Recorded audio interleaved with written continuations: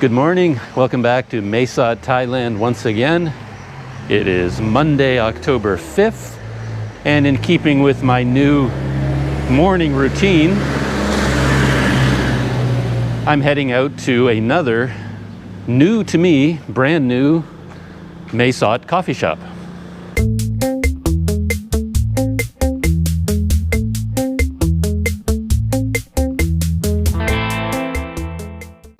Oddly enough, this coffee shop is almost right beside my guest house. It's called Thanks Coffee, or maybe just Thanks. I'm not sure what the full sign says. I've walked by it what feels like 1,000,000 times on my way to other places, but I've never actually gone inside for a cup of coffee. And I thought I would finally do that this morning. It's actually back there a little ways, like I said, right beside my guest house. But I thought I'd go there on a little bit of a roundabout path just to stretch my legs a little bit before I sit down to enjoy the coffee. I don't plan on spending a lot of time at Thanks Coffee. I didn't bring any electronics with me or anything like that. I just want to pop in, check it out, have a cup of coffee. And then my plan is to visit a temple here in Manee. This temple kind of falls into a similar category to this coffee shop in that I know all about it. I've walked by it dozens of times, but I've never actually gone inside the temple grounds. And I think it is a rather well-known temple that is worth visiting. So I'll talk a little bit more about that temple when the time comes after my coffee. And after the visit to the temple, I might pop into a local place to have something for lunch. So that's kind of my morning as it's laying out. Coffee at Thanks Coffee, a visit to a local temple, and then lunch somewhere here in Manee. A quick update on my situation here as far as my visa goes. There is no update.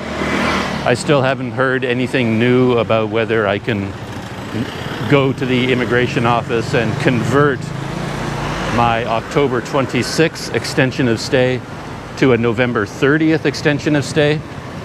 Apparently that's the new policy, but I don't know whether this policy has come into effect at the immigration office here in Manee or not.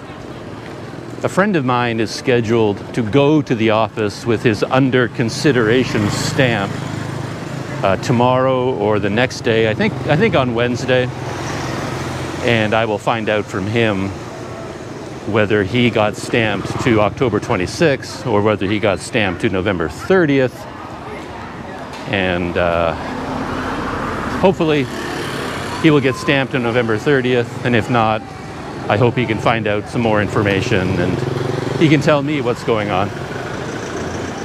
I'm zeroing in on Thanks Coffee. This is the bus station and market right beside my guest house, which is right over there. So I kind of went in a big circle, which I didn't need to do, but I just wanted to stretch my legs a little bit. Hello.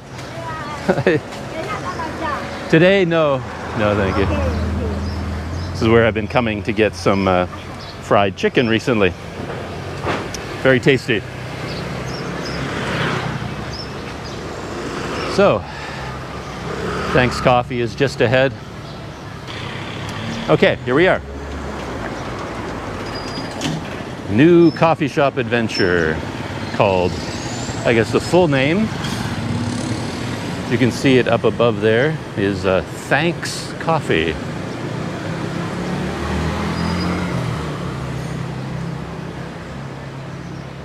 And according to the sign on the door, it's open every day, 7:30 till 5. So it opens pretty early. Oh, this is nice actually. You have some shade here from the sun, and then they have a couple of tables outside, which I never noticed before.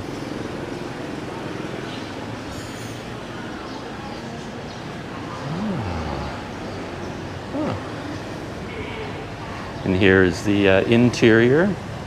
Yeah, nice layout. Got a lot of wooden tables and chairs. And then a counter over there.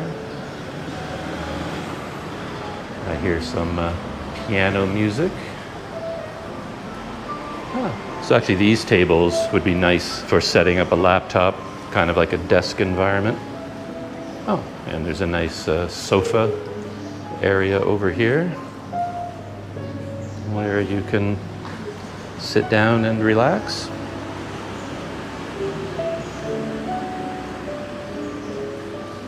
So here it is, right in my neighborhood. Thanks Coffee. As I said, I've walked by here dozens of times, but I've never actually gone inside before. So I ordered an iced cappuccino, as always, and I have a choice between 2 light roasts and a dark roast. And I almost went for the light because these are from Ethiopia, and I have a soft spot for Ethiopia, but I decided to go for the dark roast instead. Okay. Where to sit? I think I might take a window seat here to start, see how that goes.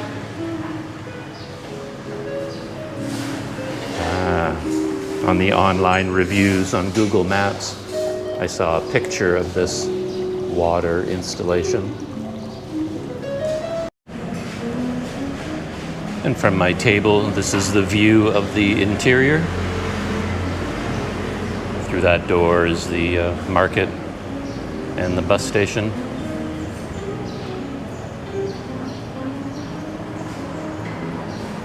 And they don't appear to be running the air conditioner today, and the doors are open. They just have the fans up on the ceiling.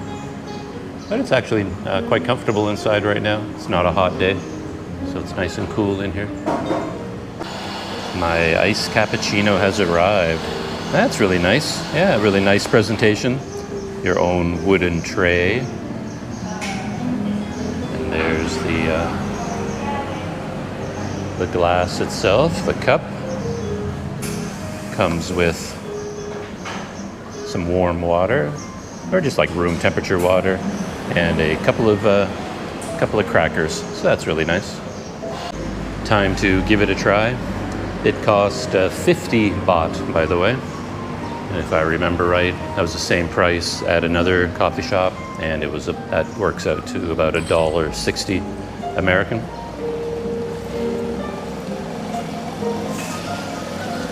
While I was sitting here, another customer came in. He parked his car outside, came in, ordered his coffee, and then he went back out and sat in his car again. And when his drink was ready, the clerk actually brought it out to his car on one of these wooden trays and served him at his car window. So there you go. Very complete service.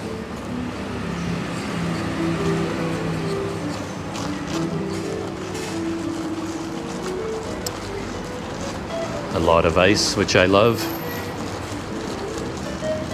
Okay, let's give this a taste.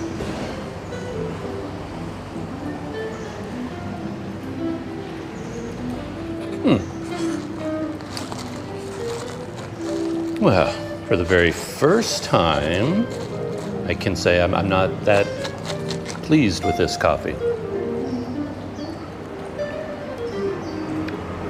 Yeah, I've had iced cappuccinos in quite a few different places, and on my first sip, I always react quite strongly because I get this like strong coffee flavor, and I'm not getting that coffee flavor from this one.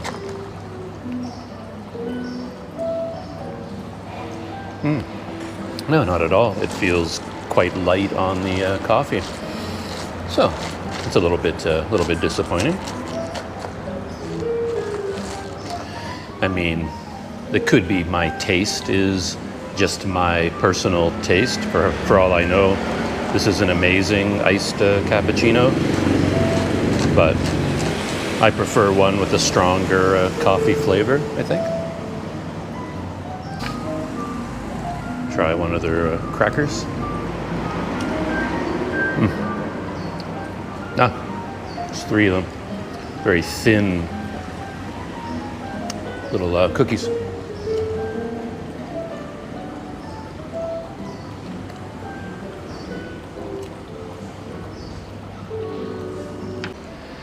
I'm still here at Thanks Coffee. Still have my iced cappuccino. And I checked the Wi-Fi inside, and they do have working Wi-Fi here, so that's good.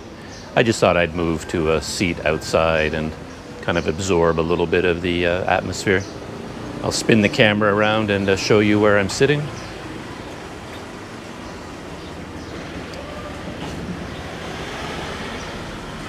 These are the tables outside, and there's a busy street over there, and just to my left is the bus station market.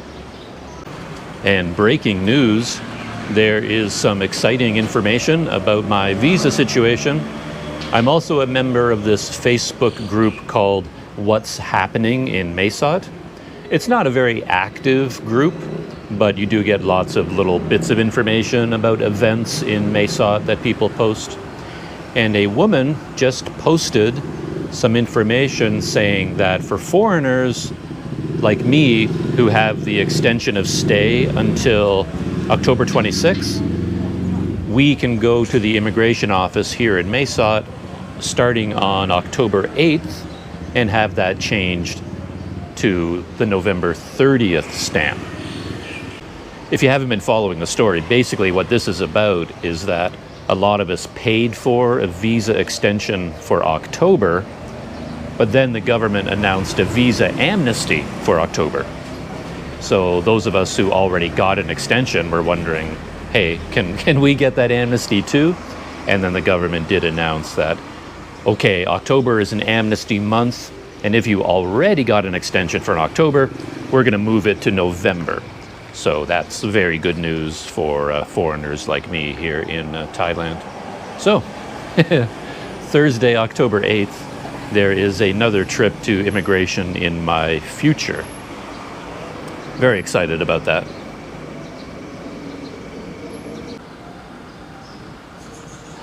Funny story to fill the time while I'm enjoying my time at Thanks Coffee.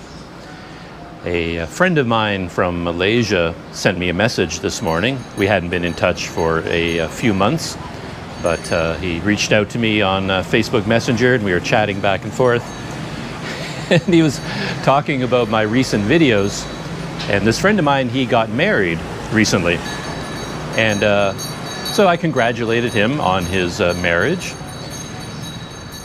And his wife commented while they were watching my videos, and she was watching the video, and she said, "What happened to his hair?"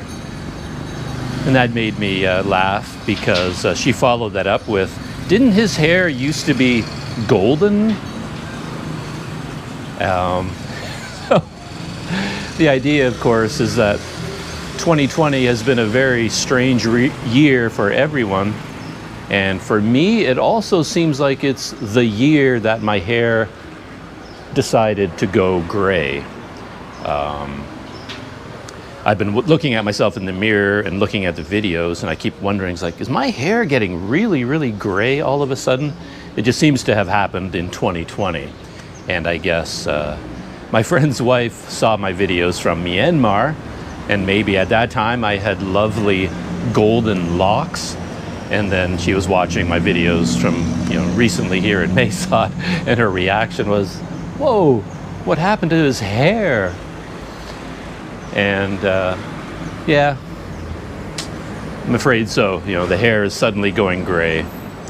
The father time appears to be catching up with me at long last. Another funny thing is that since the days of wearing masks have been introduced, I noticed that when I see a video of me wearing the mask, I have a certain impression of what I look like. And then if I'm sitting in a cafe like this outside, I'll take the mask off, and I'm shocked when I see my face, because taking off the mask seems to make me about 20 years older or something. Like with the mask covering up, the lower half of my face, and you see just a bit of my eyes, I kind of look at myself, and I see myself maybe from 20 or 25 years ago, a younger Doug. I take the mask off, and it's like, whoa, what happened? You look so old, with the tired eyes and maybe more wrinkles, and who knows what's going on. But it is kind of funny that wearing the mask, I think, makes everybody look a bit younger. And then when you remove the mask, you kind of add about 10 years to your age, at least the way you look. These are very strange times. In keeping with that theme, I'm also wondering whether I'm starting to lose my hair at long last. It's normal for some hair to fall out, of course, all of us. When we take a shower and we wash our hair, a little bit comes out every time. And maybe once a week or something like that, you might look down at the shower drain and it's a little bit clogged with hair. And you reach down and you remove that hair so the water can drain away. And I don't know, this might happen once a week or once every 2 weeks with, the natural growth cycle of your hair. Hair falling out doesn't mean you're losing your hair. It's just natural. But, I could be going crazy here. I could be going out of my mind. But the last month or 2 months, I seem to be clogging the shower drain every day. It's like, it's just this pattern that started to develop that I noticed that I seem to be removing hair from the shower drain much more frequently than I ever did. Every time I go in to take a shower and I notice the water isn't draining and I look at the drain, it's like, oh, where did all that hair come from? And I remove it. And it seems like the very next day after 1 or maybe 2 showers, the drain is clogged again. And I started to wonder, it's like, does that mean on top of my hair going gray, it's now starting to fall out? And is my hairline receding and receding and receding now? Like, what is going on? So, yeah, the year 2020, it's really kicking my butt. This week, by the way, might be the week when I finally go in for a haircut. And as I walk towards this temple that I was talking about visiting this morning, I'm going to be passing by a small barbershop or hair salon, and I think I'm going to go there to get my hair cut, just because it's a brand new place and it's right across the road from a coffee shop that I really like. So anyway, as I walk by this place, I'll point it out to you, and maybe tomorrow or the next day I'll be heading in there for a haircut and see if they can, I don't know, make me look younger.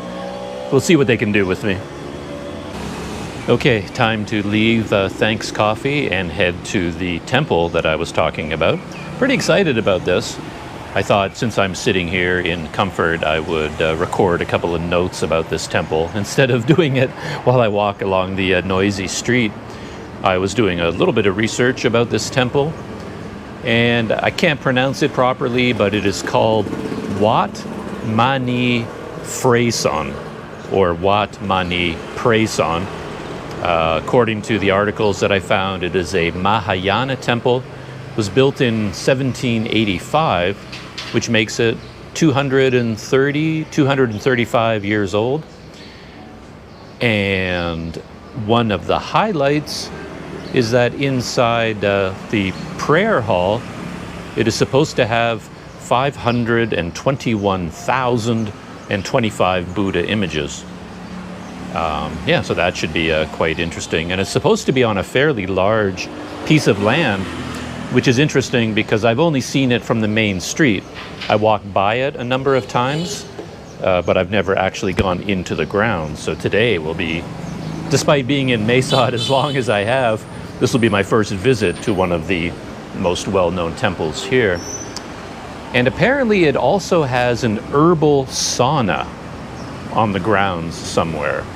That might be of interest to some people to know that you can go there and go for a steam in the herbal sauna. Apparently it has a separate room for men and another room for women. It would take a lot to get me to go into a sauna. It's just not my thing to sit in a hot room and just sort of sit there. I get bored very quickly when I do that.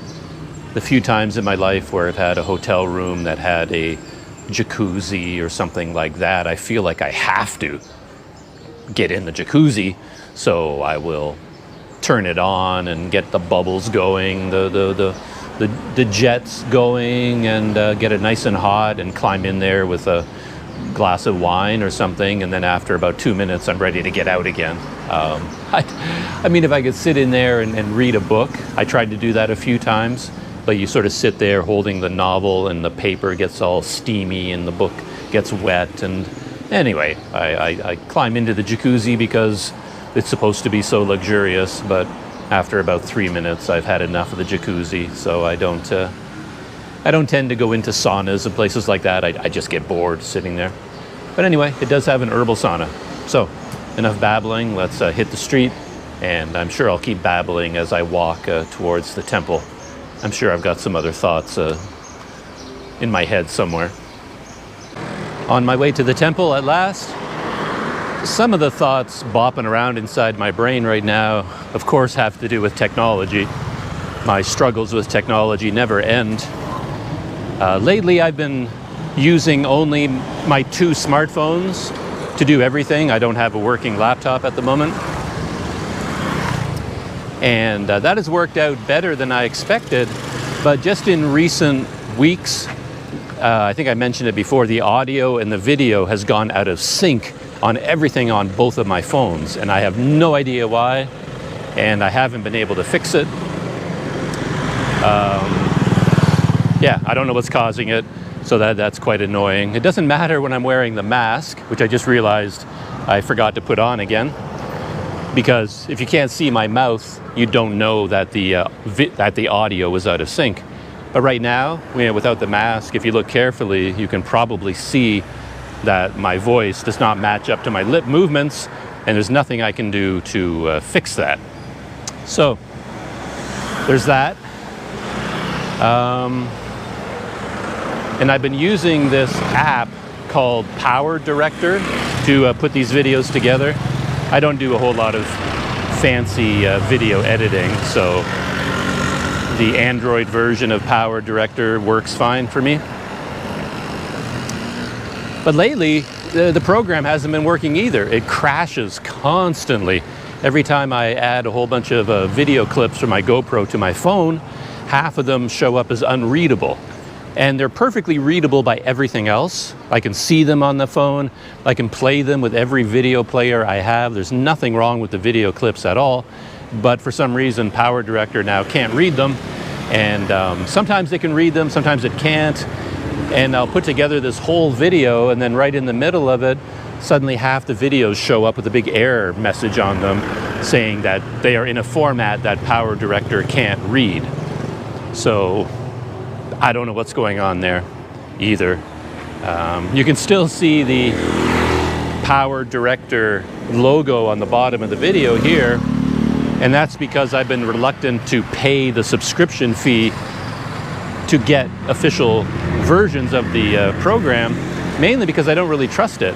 It just doesn't seem to work that well. It's very glitchy on my phones anyway, and using it with GoPro video clips. So I've been unwilling. I mean, it works. It has worked in the past. I didn't have any trouble with it. But lately, everything has gone wonky, and it's been driving me a bit crazy. So events are pushing me back towards researching laptops again. So I really need to introduce a laptop into my life. I think using my phones to do everything, that has run its course. It's time to get a laptop. And if I manage to get more time in Thailand, like another 2 months in terms of this visa extension and visa amnesty, then it's probably a good time to buy that laptop. Then I can use it here in Thailand while I'm still here. Here is the other coffee shop that I mentioned that I'm quite fond of. I believe it's called, Black Mountain Coffee. And I've only come here one time that I had a coffee. I sat out here and quite enjoyed myself here. It's a very busy intersection. There's a lot of traffic here, but I still do. It's kind of fun to sit there and take in all the activity around you. And this is the barber shop that I mentioned. Looks like it's kind of a men's barber shop. And I think I'm going to go there to get my hair cut. perhaps tomorrow or the day after that. We'll see. So I'm heading down this side street back towards the main street, and then the temple is off in this direction to my left. Speaking of technology, I think I have it pretty easy, to be honest. I've been following the videos from this cycling couple. They have a YouTube channel. They call themselves Vagabond Trails, I believe. And they started cycling out of Europe, and then they went down into Africa. And they happened to be in the Gambia when the pandemic hit and all the borders closed around them. And they've basically been stuck in the Gambia ever since. And I don't believe there's any way for them to cycle on, because all the land borders around the Gambia are closed. At least that appears to be the situation. I laughed because I thought there was a mannequin. At first I thought it was a body, to be honest, down here in the river. And then I thought it was a mannequin, but I think it's some kind of a statue from a temple or something. You can just see it right there. Kind of took me by surprise at first, because I thought it was a body from a distance. And then thought it was a mannequin, but I think it's some kind of a stone or plastic temple statue, something like that. Anyway, the last video from Wandering Nomads, or Nomad's Trails. I think that's the name of their channel, Nomad's Trails. They're a very interesting couple. They certainly have their own style when it comes to cycling, that's for sure. They cycle to the beat of their own drummer. But their latest video was all about how their MacBook Pro just died on them. It's brand new, apparently. They bought it just before they left from Europe, and they said that they edited 20 videos on this MacBook Pro, only 20 videos, and then the laptop completely died on them. And I guess they have two MacBook Pros, and the second one is still working, but just barely working.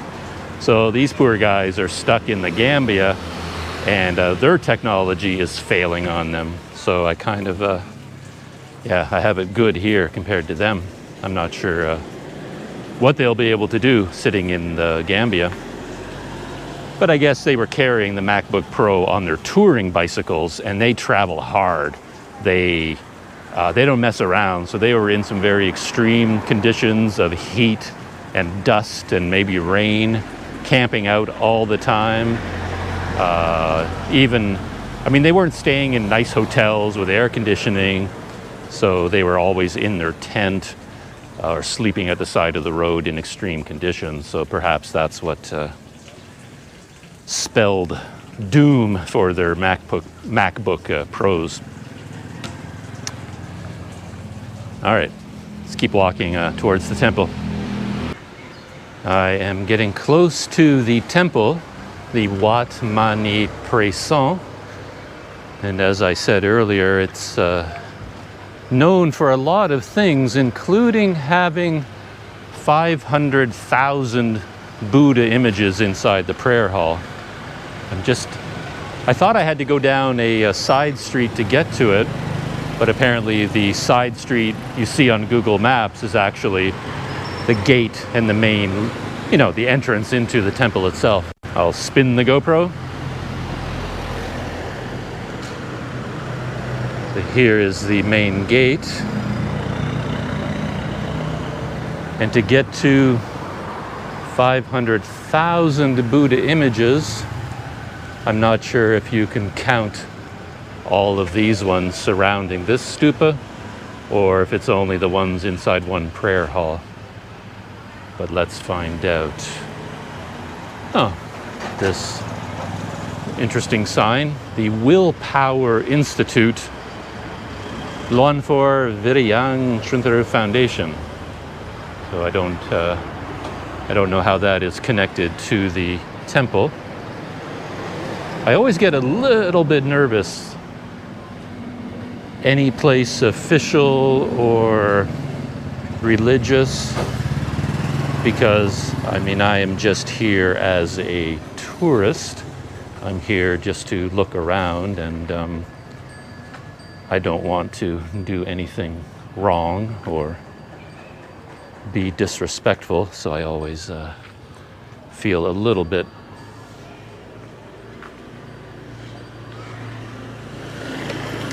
just saying that. As I came through that gate, I was half expecting someone to jump out of a door and say, "Yo, what are you doing here? You can't be here," or something like that. That's just me and my personal feelings, I guess. And I've seen photographs, I think, of this man. I think he's a real person, perhaps. The founder of the temple. No, it couldn't be. Well, the founder of the temple, or a famous monk from here, perhaps.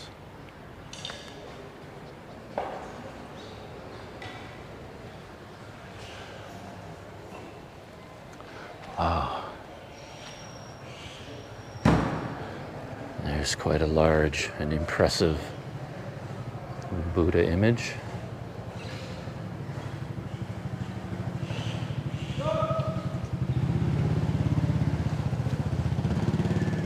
And then another one over here, quite a different style.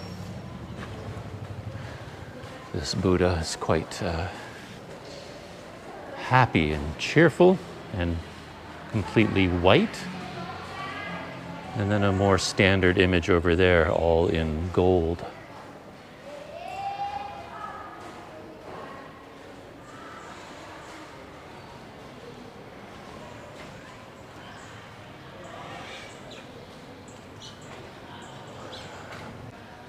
That is quite an ornate building. I don't know if this is the prayer hall that they were referring to.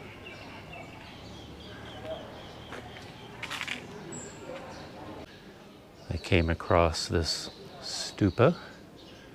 Looks quite interesting. There are 4 bells here, and I assume there's a ritual to be performed in terms of ringing the bells. I think I'm going to go in here, but I'm assuming you have to remove your shoes to go in here. So I will do that. And I'm far from an expert, but I believe the general idea is that with any Buddhist shrine, if you go around it, you're expected to walk in a clockwise direction. So I will do that.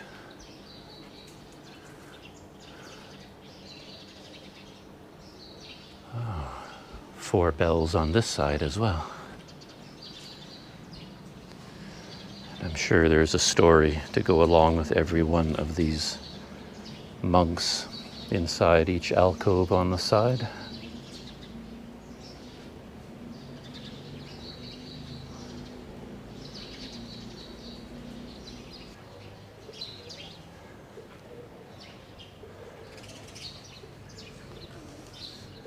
Hey, Poochie.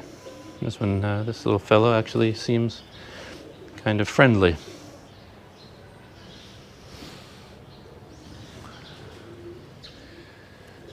There's another quite impressive building. Again, tall and narrow.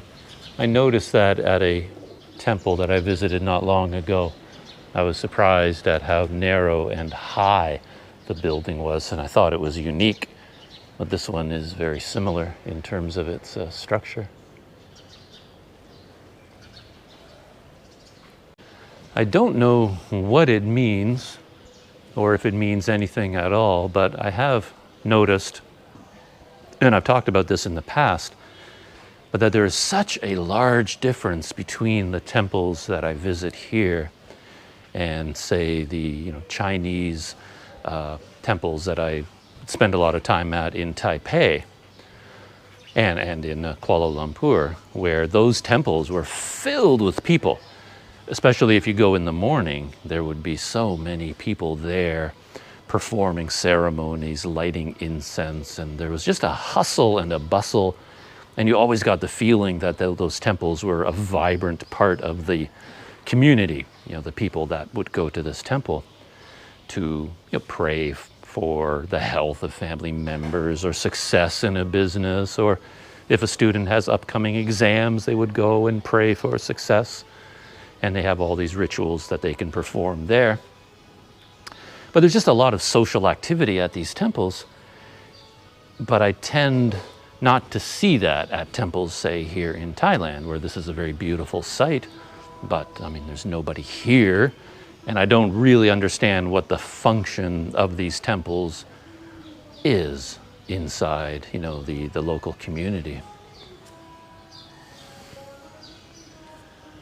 I've reached the back wall of this particular temple, and this is really nice. These little cottage houses here, 3 of them, and I assume these are homes for the resident monks. They look like something you would find in a forest somewhere.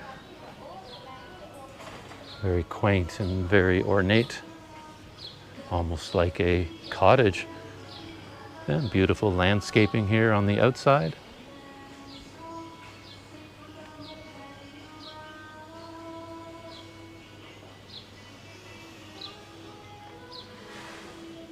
And there's that tall, narrow structure of that building again.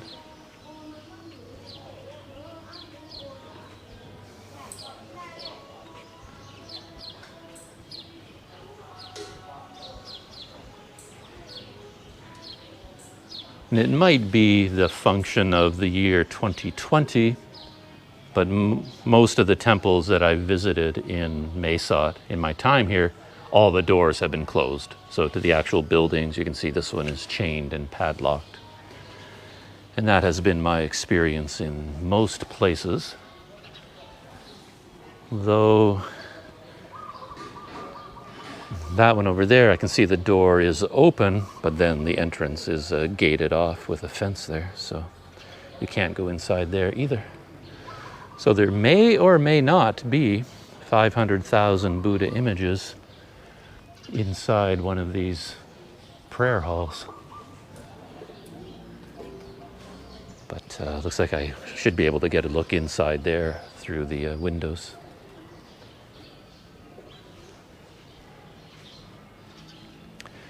This is very cool. A wooden chair of some kind. I like anything that is carved out of wood like that. There's the entranceway. Well, let's go take a look at this building next door and see what I can see through the windows. Oh, he startled me.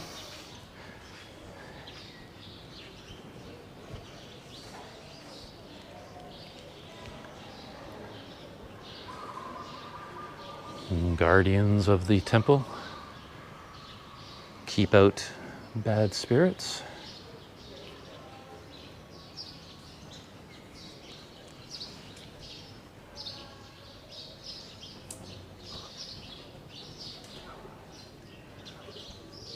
And there's the inside of the building.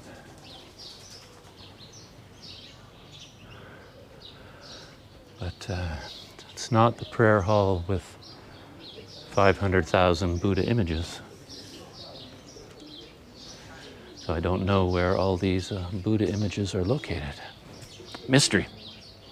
I remember that on my visits to the temples in Myanmar, a big part of every experience was having my feet burned by the hot stones because the sun would be beating down and you have to remove your shoes and walk in bare feet.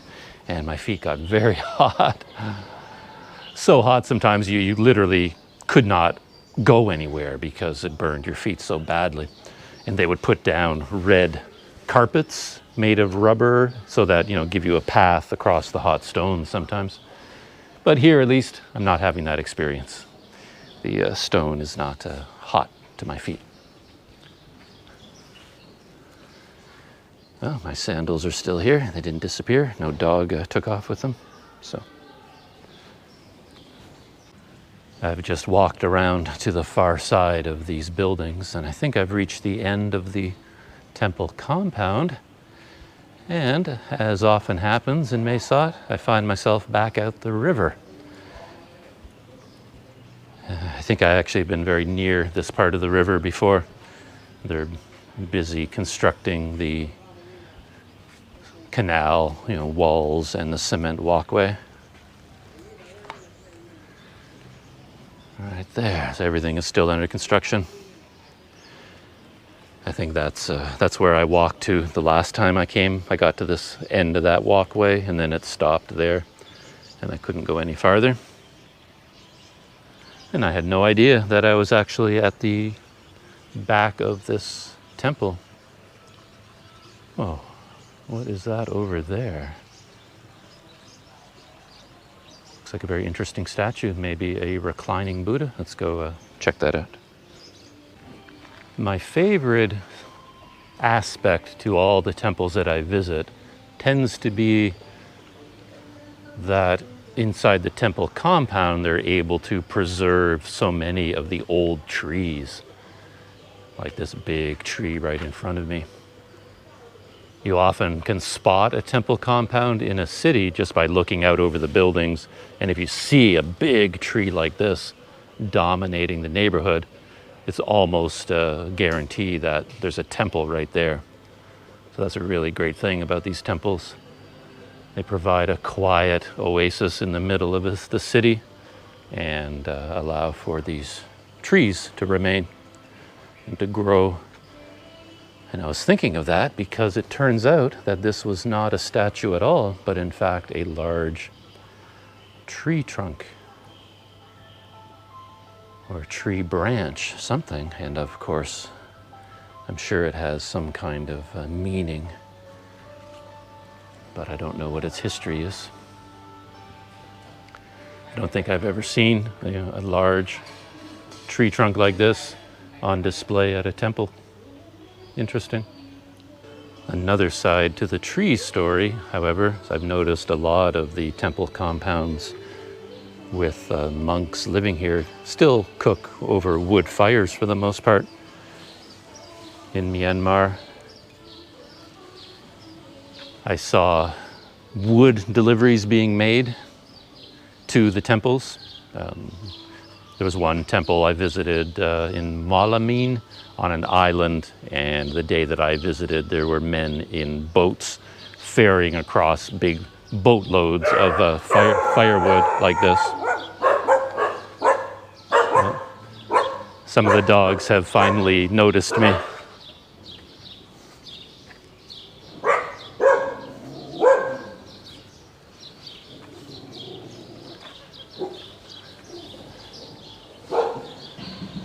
Up ahead here is another preserved tree.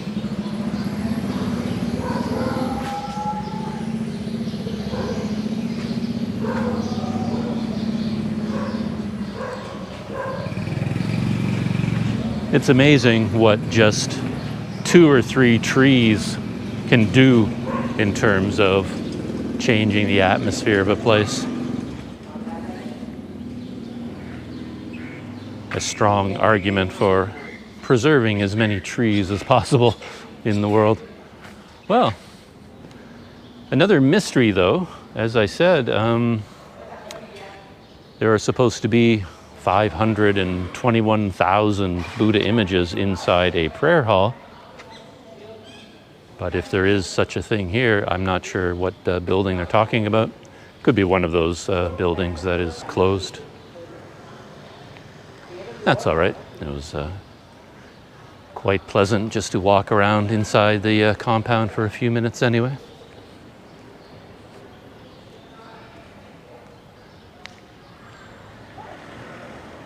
And this might be some of the history of the temple.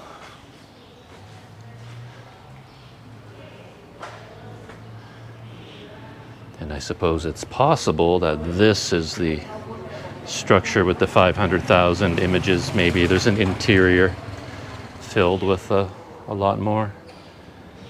And there's the map of the temple grounds with a legend for all the buildings. I just looked through the window here as carefully as I could, and this large stupa does appear to have an interior with a doorway to the inside, but all the doors are closed, so you can't actually go inside there right now. So that is it for my visit to Wat Manee Phraison. Very nice, low-key visit. And now it is time for lunch. And for lunch, I've got my eye on a simple, I think a kind of noodle place just up ahead. We actually walked by it on my way to the temple. It's quite close to the Black Mountain coffee shop and the barber shop where I might be going. Just up ahead of me on the right. It's caught my eye in the past because it seems to have sort of a wide open seating area, which I always like. I like things to be somewhat spacious and comfortable. And I have no idea what food they serve or whether my usual style of using sign language, just pointing, will get me any food here, but we'll see what happens. And there it is over there on the right. All outdoor seating, of course.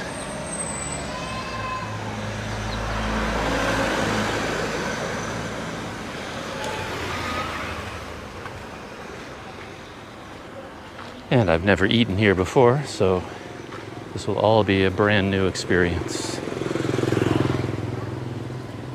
Let's see what I can get.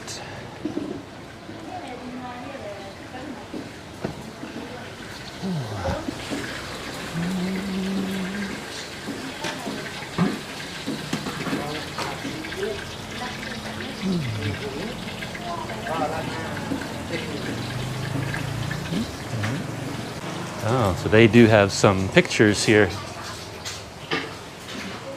They know my needs here. Of course, just looking at these pictures, I don't know what anything is, but it doesn't really matter. As long as I can point at something and food is brought to my table, I don't really care what happens beyond that. So one of the women came over and I pointed at this one, and she seemed okay with that, so I guess they can make that for me. Another woman came over to confirm, and she asked me if I really wanted number 2, because if you look at the sign, there's from left to right, number 1. They don't have numbers on them, but she said number 1, number 2, and she said that in English, and I said yes, number 2. So we'll see what happens. And that's where all the cooking takes place. And they brought over, look at this. I get so excited by the smallest things, don't I? Ice makes me very excited. Yeah, nice army style, tin cup of ice with water here.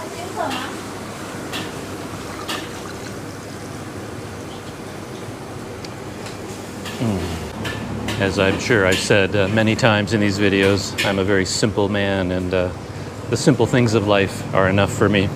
And ice cold water, that's as simple and amazing as you can get. I'm gonna let it get nice and cold here for a minute. My lunch has arrived. Again, I could not tell you what it is, but I mean, it's not exactly a mystery, is it? Noodles, some veggies, some kind of meat, and then some scrambled eggs. Got my cutlery here. And they have an assortment of spices that you can add.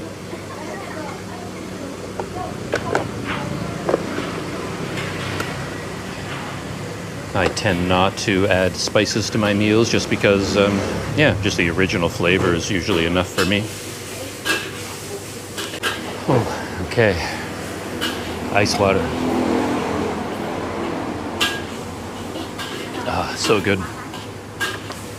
One interesting aspect to coming into places like this, almost anywhere in the world, is how many smiles you can often bring out of people, because just dealing with me makes people laugh and smile, because it's kind of a new experience for them. Basically, to have a dummy like me come in that can't speak Thai and has no idea what the food is called, and I have to basically use hand gestures to get food, and everybody is sort of smiling and laughing at the whole encounter.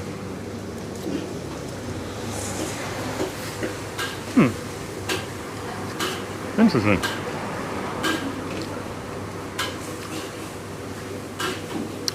Those first noodles are like really dry, like dry noodles. I wasn't expecting that.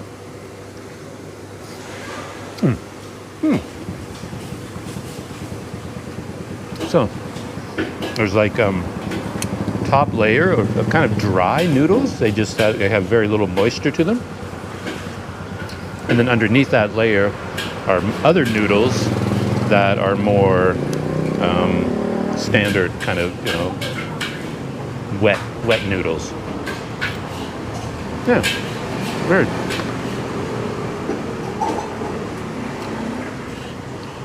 And the meat, I have no idea what the meat can be.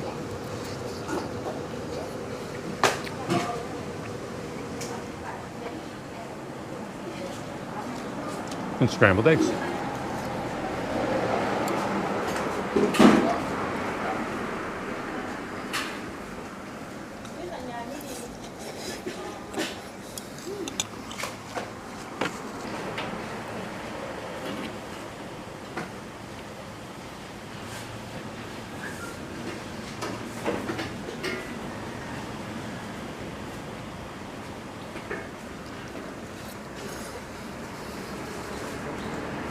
Lunch is over. There's my lunch spot behind me. Very, very good. I mentioned that there's a big bowl or several containers of spicing and sauces on the table that you can add flavor to the noodles. But to me, it was very flavorful without adding anything. Yeah, it was very good. The meat was nicely flavored, very tender, very tasty. The veggies were good, crisp and fresh. Yeah, everything was great.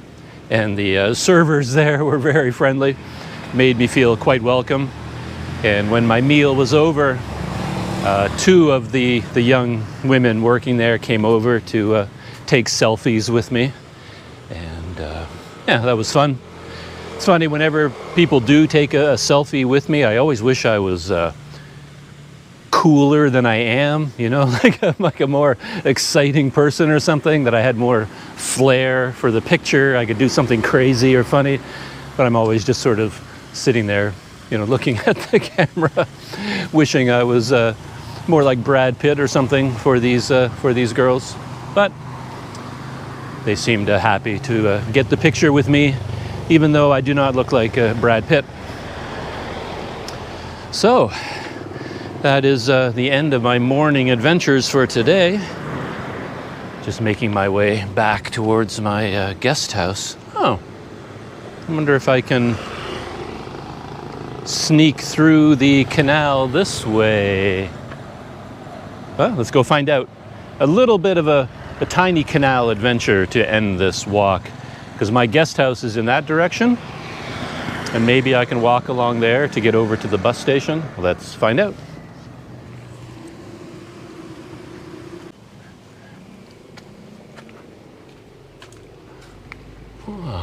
Check out the blossoms here. Very interesting. Again, has kind of a Star Trek feeling to me, like an alien planet of some kind. Yeah, very beautiful. Nice odor too. Nice smell. So let's see how far I can make it along this side of the canal.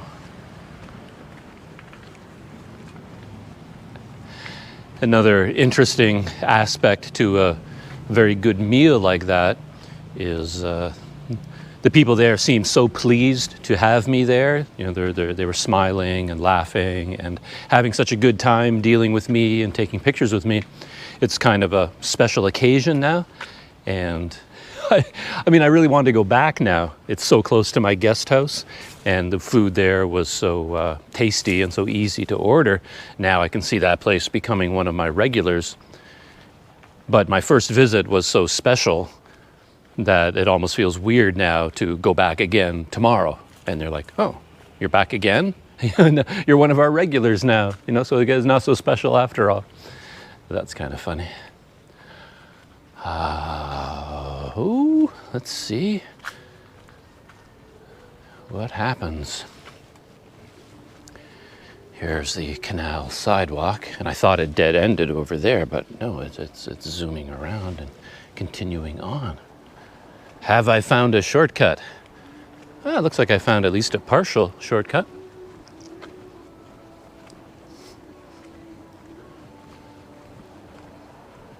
Because this is heading towards the irrigation, the flood control gates, the big ones over by the bus station. And it looks like these are also flood control mechanisms. You need the Incredible Hulk to turn those, though. But no flooding going on, nothing to be controlled right now.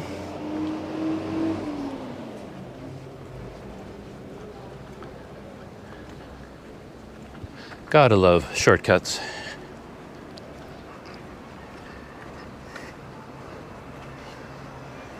Look at this, right back at one of the main roads, and those are the floodgates over there near my guest house, so looks like I can use this as a shortcut. I wasn't aware of it until today.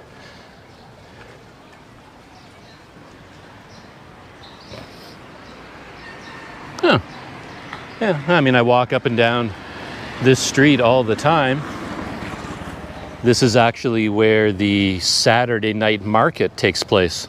They block off this road, and it turns into I think that's where it takes place. I think this is the Saturday night market.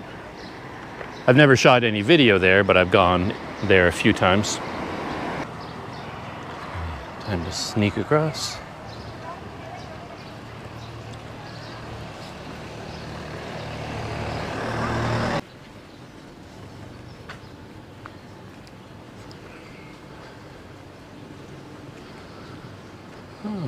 And I think this is why I never knew this part of the sidewalk existed, because it looks like it is blocked off by these flood control gates. And I never realized that it was open if you just kind of went down this driveway, and then you can continue that direction. So there you go. Very successful morning as far as I'm concerned. Coffee shop, new temple, new lunch spot, and a new canal shortcut, all in one brief morning. Oh. Okay. Once again, thanks for coming with me on my morning adventures here in Mesot. Oh, and of course the big news is that it sounds like I will be able to go back to immigration and get my extension of stay moved on until November 30th, at least according to what I read this morning, the breaking news from the coffee shop. So that's it. Enjoy the rest of your day wherever you are, and I will see you in the next video.